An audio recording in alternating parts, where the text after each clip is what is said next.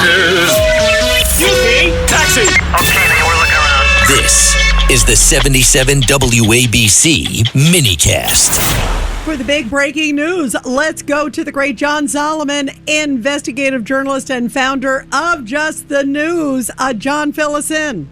Well, so much going on. Let me start with some news off of Capitol Hill. As you know, 2-3 years ago, we began writing stories at Just the News looking at some of the unusual behavior on the massive Democratic online fundraising platform known as ActBlue.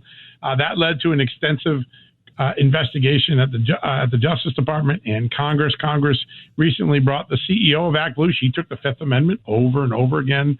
Now, the House Republican committees, 3 of them, are joining together, House Judiciary, House Administration, and House Oversight, saying that they may move to find the ActBlue CEO and other officials in contempt of Congress, i.e. doing exactly what Democrats did a couple of years ago against Steve Bannon and others in the January 6th investigation. They are not complying with these subpoenas, and we may soon be in court on a major scandal involving ActBlue. So that's something everybody's talking about. Meanwhile, and by the way, John, before you move forward, it's huge money. I mean, Judge, we've talked about it. Judge Weinberg's. I mean, we're talking about massive amounts of money. Right, and $1 billion in the last 2 elections. How much?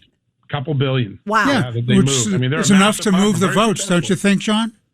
Oh yeah, that's a lot of money. You could buy a lot of votes. You could buy a lot of get out the votes with that. Absolutely.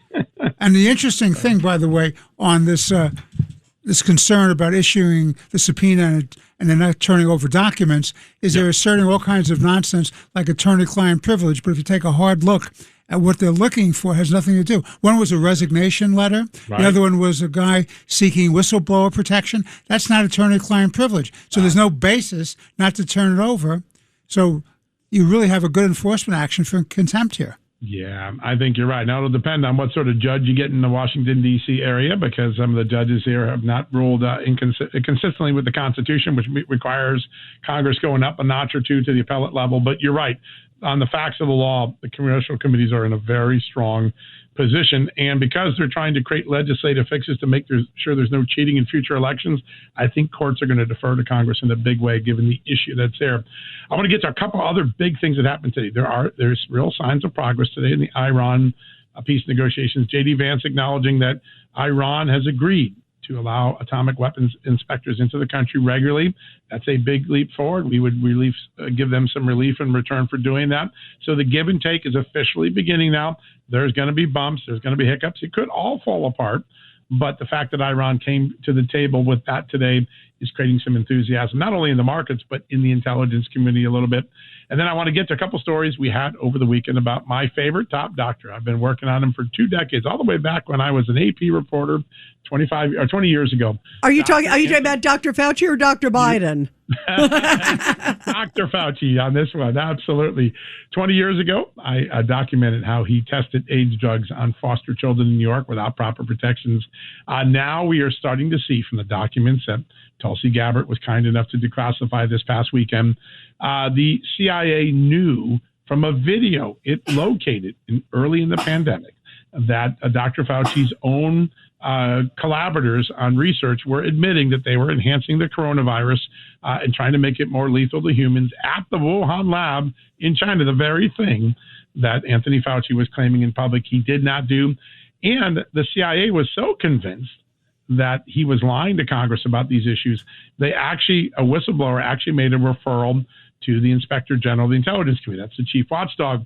Now, normally, the right thing to do is that chief watchdog would send it to the watchdog for the Fauci's health agency, NIH, and then there would be a criminal investigation, but not under the Biden years. You know, the Inspector General basically threw it to a political appointee and buried that criminal referral, buried that whistleblower complaint, and as a result, Fauci escaped any investigation or prosecution. Then, of course, in the final hours of the Biden presidency, he got a pardon which protected him further. So we're learning a lot more of just how bad things were in the Fauci truth-telling world. Wow. And so because of that pardon, and I'm looking at Vito Fossella, who's here in studio, because of that, he can't, right? I mean, there can't be any follow-up, right? Don't tell Rand Paul that, because Rand Paul was on my show last week saying, hey, guys, we can waive this pardon. We can go and challenge it. It was an auto-pen pardon.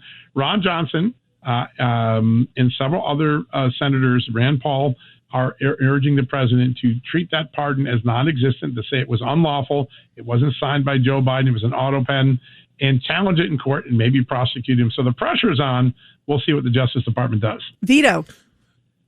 But where does it go? Well, what's the next step here? And, there's a famous secretary under Ronald Reagan that they destroyed him, like so many people that questioned the government's policy during COVID.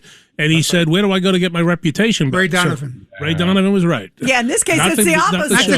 Not the TV show. Ray Donovan. Secretary of Labor. And so, hey, where do people go for that to get their reputation back? And what happens next as it relates to these findings and the release of declassified information? Yeah, nobody, where nobody goes to jail. Nobody gets in trouble.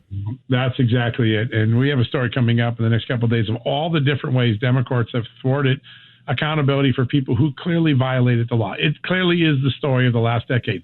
It takes us years to find the truth. When we find the truth and we find someone who broke the law, they always seem to walk up. They get a pardon. The statute of limitations expires. The answer to this question of whether Donald Trump will break the cycle rests in Fort Pierce, Florida, where grand jury subpoenas are going out on a daily basis now. Witnesses are starting to go before the grand jury. A guy named Joe DeGeneva, 50-year record of prosecuting people all the way back to Marion Barry. He's got the flight stick. Now, we don't know yet whether he'll be able to get the sort of accountability that has eluded us in prior prosecutions. But the answer is now there is pretty clear evidence that the intelligence community knew in real time that Anthony Fauci had not told the truth to Congress. They knew in real time that the virus emanated from Wuhan, and they kept us in the dark. It could have changed the way we reacted Big to time. the pandemic. I mean, big time. Think of all the people. I mean, so many people died and so many issues surrounding it. I mean, it's just horrible. It's absolutely horrible. John, stay on it, definitely. Thank you very much. We will. Great to be on the show, guys. We love having you.